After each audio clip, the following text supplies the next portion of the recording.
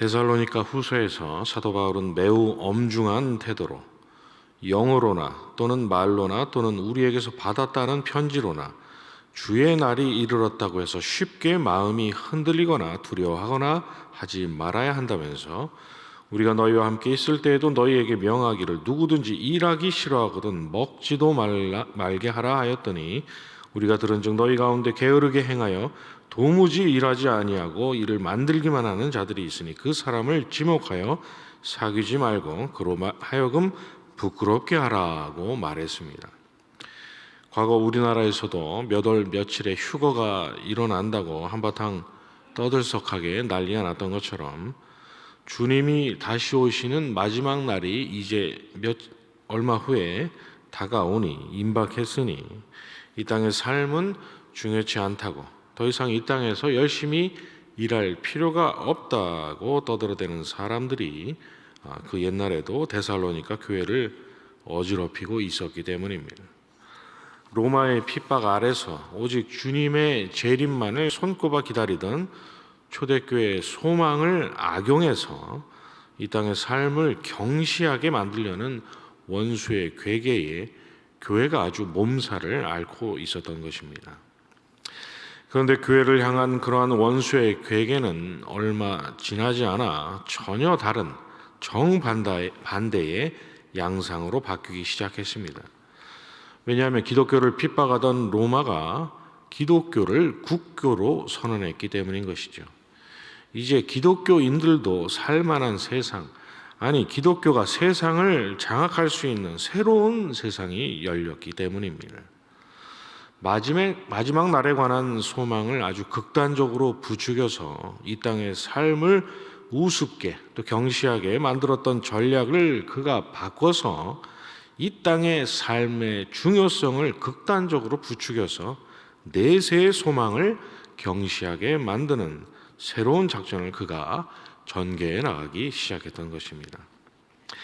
원수의 이 괴계 역시도 대성공을 거둡니다. 그때부터 주님 다시 오시는 날보다 이 땅에서 기독교인들이 얼마나 풍요롭고 또 얼마나 중요한 요직을 세상에서 차지하는지, 교회가 세상 가운데서 얼마나 무소불위의 권력을 행사할 수 있는지를 더 중요하게 여기는, 주님께서 다시 오시지 않아도 전혀 아쉽지가 않은 그런 이생 중심 사상이 교회에 만연하기 시작했던 것입니다.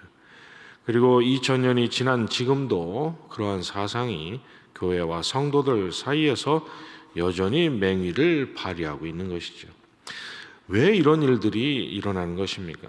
그러한 원수의 괴계에 쉽게 휘둘릴 만큼 하나님께서 기록하신 성경에 주님 다시 오시는 마지막 날에 관한 말씀이 혹 부족하거나 혹은 모호해서 그랬을까요? 그렇지 않습니다.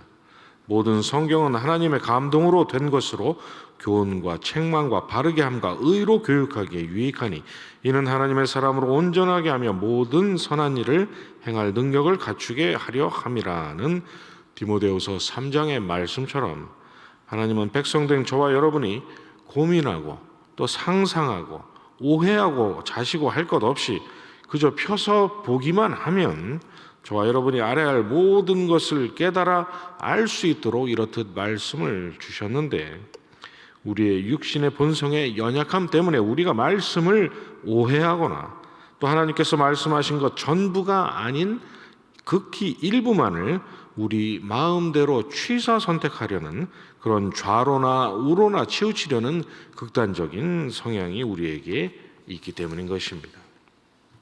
오늘 본문이 기록된 마태복음 24장 2절 이하에서 우리 주님은 예루살렘 성전이 돌 하나도 돌 위에 남지 않고 다 무너뜨려지리라고 하시면서 마지막 날이 오기 전에 자기를 그리스도라 하여 많은 사람을 미혹하는 자가 출현하고 또 난리와 난리의 소문이 있을 것이며 또 민족이 민족을 나라가 나라를 대적해 일어나고 곳곳에 기근과 지진이 있을 것이라고 말씀하셨습니다. 그리고 오늘 본문 32절과 33절에서 무화과 나무의 비유를 배우라. 그 가지가 연하여지고 잎사귀를 내면 여름이 가까운 줄을 아나니 이와 같이 너희도 이 모든 일을 보거든 인자가 가까이 곧 문 앞에 이른 줄 알라는 말씀으로, 그런 일이 일어나면 그때가 바로 주님 다시 오시는 재림의 날, 마지막 날, 종말의 날이 임박했음을 알라고 주님께서 말씀하셨습니다. 이러한 주님의 말씀대로라면 우리는 내일 당장 주님께서 오신다 해도 전혀 이상하게 여길 필요가 없는 그런 때를 우리가 살고 있는 것이죠. 지금 이 시간에도 자기를 구세주라 하는 자들이 거리를 활보하고 있고, 또 세상에는 전쟁과 기근과 지진 등의 난리가 끊이지 않고 있기 때문입니다. 그런데 우리 주님은 6절에서 난리와 난리 소문을 듣겠으나 너희는 삼가 두려워하지 말라, 이런 일이 있어야 하되 아직 끝은 아니니라고 말씀하셨습니다.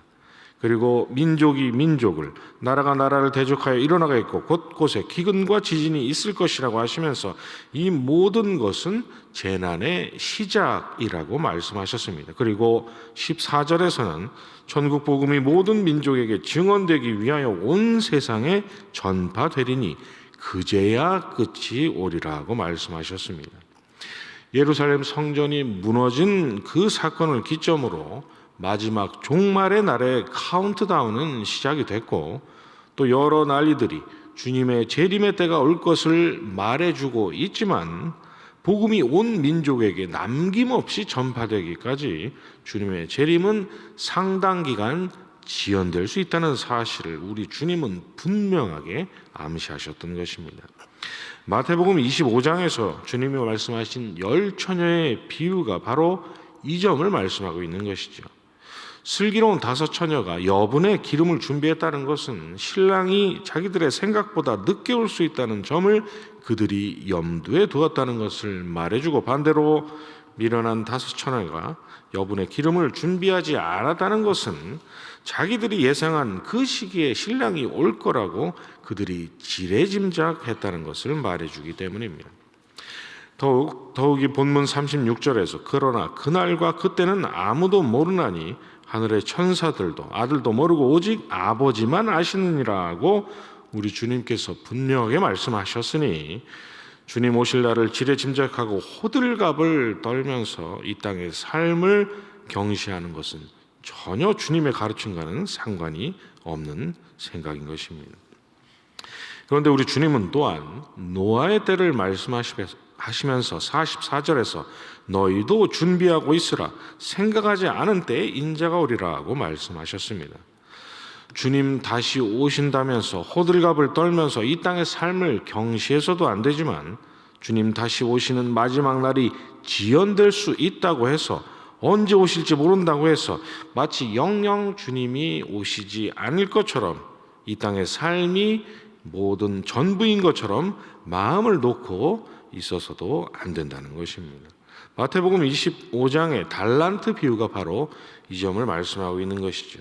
25장 19절에서 오랜 후에 그 종들의 주인이 돌아왔다라는 말씀처럼 주인이 돌아오기까지 상당한 시간이 걸리긴 했지만 결국 주인은 약속대로 돌아왔기 때문입니다.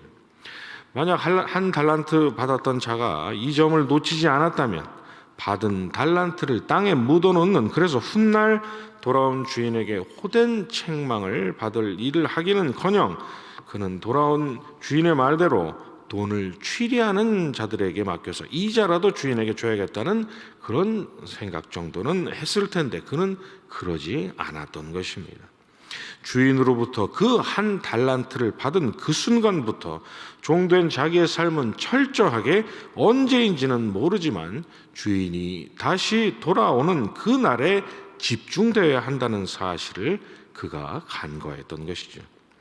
이처럼 주님은 재림의 날에 임박했다는 것을 구실로 이 땅의 삶을 내팽개치는 그런 극단뿐만 아니라 주님의 재림의 날이 지연될 것이라는 점을 방종의 구실로 삼아서 이 땅의 삶이 전부인 것처럼 살아가는 극단에 빠질 그러한 위험성이 저와 여러분에게 있다는 사실을 미리 경고하신 것입니다. 그렇다면 이러한 주님의 말씀에 기초해서 우리는 마지막 날에 관해 어떤 결론을 내려야겠습니까?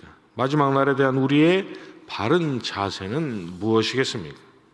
우리의 소망의 시선은 온전히 주님 다시 오시는 그 마지막 날에 두되 그날이 오시기까지 그날이 언제든 걱정할 필요 없이 하나님께서 허락하신 이 땅의 삶 가운데서 그 누구보다도 성실하게 하나님의 영광을 위해서 살면 되는 것입니다. 이것이 성도의 삶의 정답이요, 이것이 깨어 준비하라는 우리 주님의 말씀의 바른 의미인 것이죠. 왜 그렇습니까? 우리 주님의 은혜로 말미암아 우리가 가게 될 영원한 본향은 이 땅이 아니기 때문입니다. 그러나 인생의 궁극적인 목적으로는 이 땅의 삶이 아무런 가치가 없지만 하나님께 영광을 돌리는 그런 무대라는 점에서는 분명한 가치가 있기 때문인 것이죠. 우리는 이 두 가지 진리를 함께 또 균형 있게 늘 기억하고 잊지 말아야 합니다. 그래서 전국의 소망 가운데 하나님의 영광을 위해서 누구보다도 충성된 균형 있는 정직의 삶을 살아가시는 저와 여러분이 되시기를 간절히 소원합니다. 주님 가르쳐 주신 기도로 새벽 예배 마치고 가지고 나오신 여러 기도의 제목들 놓고 계속 기도하시겠습니다. 하늘에 계신 우리 아버지여, 이름이 거룩히 여김을 받으시오며 나라의 임하옵시며 뜻이 하늘에서 이룬 것 같이 땅에서도 이루어지이다. 오늘날 우리에게 일용할 양식을 주옵시고 우리가 우리에게 죄 지은 자를 사하여 준 것 같이 우리 죄를 사하여 주옵시고 우리를 시험에 들게 하지 마옵시고 다만 악에서 구하옵소서. 대개 나라와 권세와 영광이 아버지께 영원히 있사옵나이다. 아멘.